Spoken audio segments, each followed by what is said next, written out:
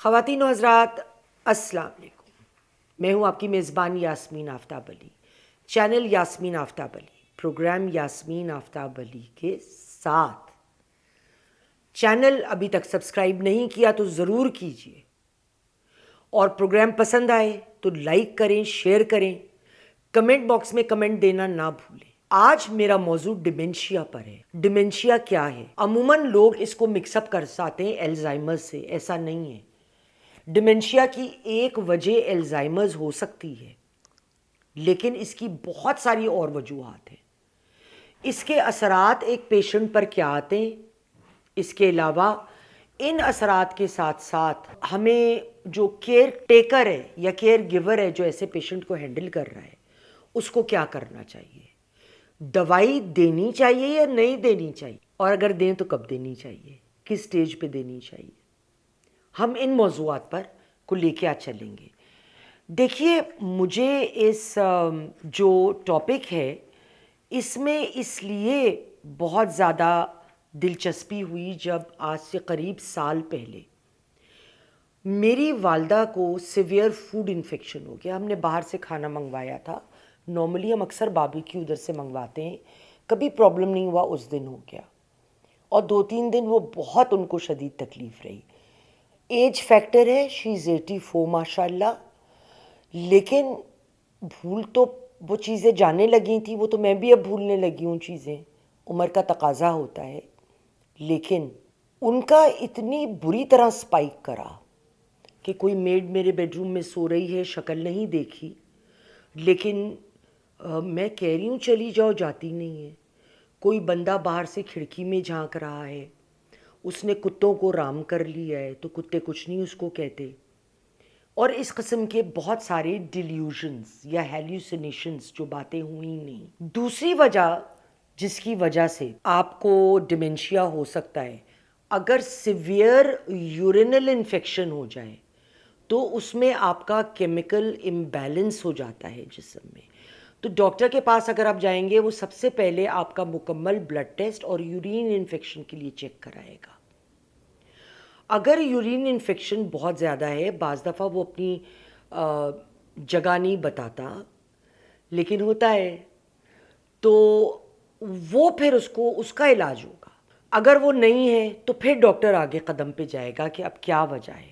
اس کا مطلب کیا ہوتا ہے؟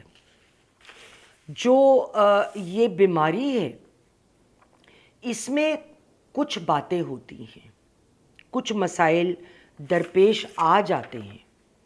ایک تو آپ کی میموری پہ اثر پڑتا ہے. اکثر ایسے لوگوں کو بہت پرانی باتیں یاد رہتی ہیں، مگر ابھی آپ نے کوئی بات بتائی تو آپ کو یاد نہیں رہے گی. جیسے میرے سب سے چھوٹے ماموں کا انتقال ہوا، امی انہیں بہت چاہتی تھی. جب پہلی دفعہ پتہ چلا تو 2 دن ان کے آنسو نہ تھمے. بھائی دور تھے، باہر ہی ان کی بیریل ہوئی. پھر وہ بھول گئیں. اب ہر دفعہ جب کوئی شخص ان سے افسوس کرتا تھا تو it was a fresh grief, کیونکہ وہ بھول چکی تھی کہ ان کا وہ بھائی اب اس دنیا میں حیات نہیں ہے. اس طرح ایسے پیشنٹس کو جو سوچ ہے، ان کا تھنکنگ پروسیس ہے، وہ ریشنل نہیں رہتا، سوچ سمجھ کے نہیں ہوتا، اور جو سوشل ایبلٹیز ہیں وہ افیکٹ ہوتی ہیں. یعنی اگر میں اکیلی بیٹھی ہوں تو میں وہ کام نہیں کروں گی، لیکن وہ کام مطلب یہ کہ اگر کوئی میں نے کام کر رہی ہوں، میں کوئی اکیلی ہوں، نہ کوئی دیکھ نہیں رہا، تو کیجول انداز میں چادر ایک طرف پڑی ہے تو پڑی ہے یار، تو کیا ہے، میں اکیلی بیٹھی ہوں اپنے گھر میں. لیکن اگر کوئی آئے گا، اگر میں نے جیکٹ نہیں پہنی ہوئی ہے تو I would probably where my چادر یا دوپٹہ. میں کوئی ایک کام تو ضرور کروں گی دونوں میں سے. اچھا، کیا بات کسی کے ساتھ کہنی ہے، گھر میں کوئی بات ہوئی ہے، گھر میں ہزاروں باتیں ہوتی ہیں، ہر بات باہر کے لوگوں کے سامنے کرنے والی نہیں ہوتی، مگر وہ کر دی جائے گی کیونکہ وہ سمجھ نہیں ہوتی کہ ہم نے باہر کے لوگوں کے آگے کیا بات کرنی ہے اور کس طریقے سے بیہیو کرنا ہے. عموماً یادداشت پہ اثر ہوتا ہے، مگر اس کا یہ مطلب نہیں ہے کہ آپ کو ڈیمنشیا ضرور ہے. کبھی قدرتی طور پہ ایج کے ساتھ ہو جاتا ہے. زیادہ اگر عمر میں لوگوں میں الزائمرز ایک وجہ بنتی ہے، لیکن ڈیمنشیا کی بہت ساری قسمیں اگر میں ان قسموں کا بتانے لگوں گی تو آپ کنفیوز بھی ہوں گے، اور وہ سائنٹیفک باتیں ہیں، لیکن میں کچھ اس کے سمٹمز آپ سے ضرور شیئر کروں گی جو مختلف ٹائپ آف ڈیمنشیاز میں ہو سکتے ہیں۔ ضروری نہیں ہے کہ وہ سارے سمٹمز پیشنٹ میں ہوں، اس کے ایک یا دو سے زائد ہو سکتے ہیں، اور اس کے لیے ہمیں کیا کرنا چاہیے، ہم کو یہ بھی دیکھنا چاہیے۔ ایک جو اس کا سمٹم ہے پرانی باتیں یاد رکھنا اور نئی بھول جانا، جس کو میں نے بڑے تفصیل میں بھی بات کری۔ بات کرنے کے لیے الفاظ نہ ملنا، مطلب ڈھونڈ رہے ہیں یار وہ لفظ تھا، یہ وہ ذہن میں ہی نہیں آ رہا، اور مستقل یہ ہو رہا ہے جو عام سا لفظ ہوگا کوئی، جیسے مجھے کہنا ہے کہ مجھے لفظ نہیں مل رہے، مجھے لفظ بھول گیا کہ لفظ مجھے کیا بولنا چاہیے، ذہن میں ہے زبان پہ نہیں آ رہا۔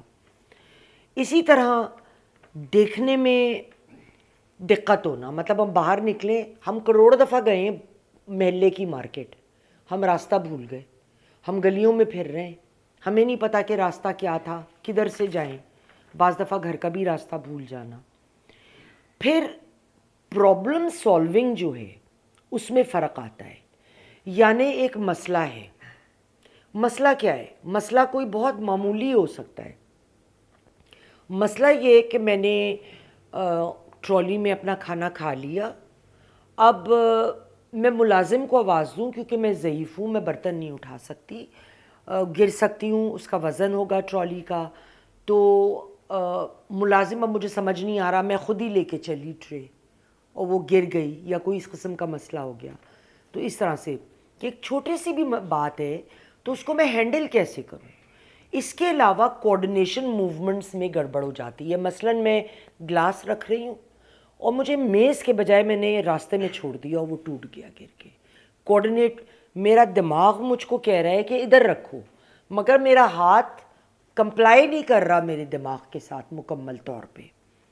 اس کے علاوہ کنفیوژن، ڈس اورینٹ ہونا، کہ رات کو اٹھی ہوں اور میری والدہ اکثر کرتی ہیں تو کہتی ہیں ناشتہ نہیں دیا تم نے آج سویرے آنکھ کھل گئی، حالانکہ وہ دوپہر کو لیٹ سوتی رہی ہیں۔ تو وہ ایک کنفیوژن ہونا، ڈس اورینٹڈ ہونا۔ اس کے سائیکولوجیکل اثرات بھی آتے ہیں مریض پہ۔ ایک تو ظاہر ہے آپ کی پرسنالٹی چینج ہو جاتی ہے، آپ مختلف ہیلوسینیشنز اور ڈیلیوژن سے ڈرنے لگ جاتے ہیں، فلاں آ رہا ہے، فلاں مجھے مارنے آ رہا ہے۔ اب اگر خدا نہ کرے جو آپ کا خیال رکھتا ہے شخص، جو آپ کو لک آفٹر کر رہا ہے، اگر اس کے بارے میں آپ کے دماغ میں آ گیا کہ یہ مجھے مارنا چاہتا ہے یا میرے اگینسٹ ہے، تو بہت زیادہ دقت ہونے والی ہے، آپ بہت ڈپریشن ہو جاتا ہے۔ دیکھیں نا، ایک شخص ہے اس کو کچھ یاد نہیں آ رہا، سوشلی وہ اتنا ایکٹیو نہیں ہے، وہ آئسولیٹ ہو جاتا ہے ایسا پیشنٹ، اپنے خول میں بند، اپنی اس کی ایک دنیا بن جاتی ہے۔ تو انگزائٹی بھی ہوگی، پریشانی بھی ہوگی، ڈپریشن بھی ہوگا، ایجیٹیٹ بھی جلدی ہوگا۔ اگر کوئی چیز یاد نہیں آ رہی تو بہت گھبرا جائے گا، کیوں نہیں یاد آ رہی، اس کا یہ کیوں کرنا ہے، یہ ایسا کیوں ہو رہا ہے، اور سسپیشس ہو جاتے ہیں۔ کوئی بھی شخص اگر ہے تو نہیں، یہ دیکھو اس ملازم کو کیوں رکھا، شکل سے نہیں تمہیں چور لگ رہا، نہیں لگ رہا یار، دیکھ کے رکھتی ہوں، مگر ایک سسپیشن ہر ایک کے بارے میں۔ اب میں نے جب دو سکائٹرسٹ، ایک ڈاکٹر آفتاب آصف جو میو اور کنگ ایڈورڈ میڈیکل کالج کے سکیٹری کے ہیڈ ہیں، اور میرے اپنے کزن ڈاکٹر ریحان صدیقی جو ایک یو کے میں بڑے مانے جانے سکائٹرسٹ ہیں، اور ایک نیورولوجسٹ، کیونکہ یہ سکیٹری اور نیورولوجی دونوں کے اس میں آتا ہے۔ جب میں نے بات کی، اور میری والدہ جیسے بہت زیادہ ڈسٹربڈ رات کو ہوتی تھی، ڈرنے لگتی ہیں جب رات ہونے لگتی ہے، تو میں نے کہا کوئی میڈیکیشن ہے؟ تو جو انہوں نے بتایا وہ بہت اہم تھا، جواب دونوں کا ایک ہی جواب تھا، اور نیورولوجی کے جو صاحب تھے ان کا بھی وہی جواب تھا۔ اور اس بات کا پلیز خیال کریے اگر آپ کے گھر میں کوئی ایسا فرد موجود ہے۔ انہوں نے کہا کہ اگر تو پیشنٹ باتھ روم تک بھی خود جا رہا ہے اور چل پھر رہا ہے تو خبردار دوائی مت دینا۔ دو دوائیاں ہیں، ایک رسپ جو ہیلوسینیشنز کو ڈیل کرتی ہے، اور دوسری نیند کی کوئی آپ ہلکی سی دے دیں، کیونکہ عموماً پیشنٹ جب نیند سے اٹھتے ہیں اور ان کو رات کو دوائی آپ نے دی ہے تو وہ باتھ روم جانے کو اٹھتے ہیں یا ویسے پانی پینے کو اٹھتے ہیں تو وہ ڈس اورینٹیڈ ہوں گے نیند کے غلبے میں، اور 99% کیسز میں ایسا پیشنٹ گر جائے گا، اس کی ہڈی ٹوٹ جائے گی، اور اس ایج میں بھائی صاحب ہڈی نہیں جڑنے والی ہے۔